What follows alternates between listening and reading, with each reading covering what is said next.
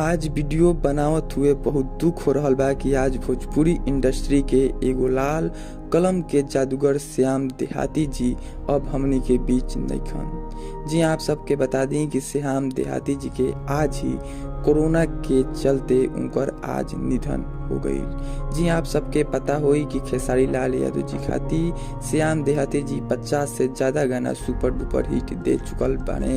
वहीं पे पवन सिंह जी के साथ भी लोकगीत से लेके देवी गीत दे चुकल बाने श्याम देहाती जी, और आज उनकर हॉस्पिटल में निधन हो गई।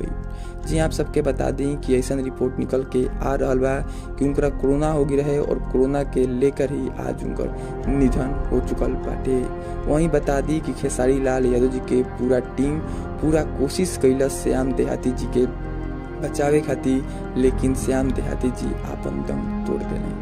तो ई भोजपुरी इंडस्ट्री खातिर बहुत ही दुख के खबर बा, और भोजपुरी इंडस्ट्री एगो आपन लाल के आज खो देले बाटे। और आज हमनी के भोजपुरी इंडस्ट्री खातिर बहुत ही दुख के खबर बाटे।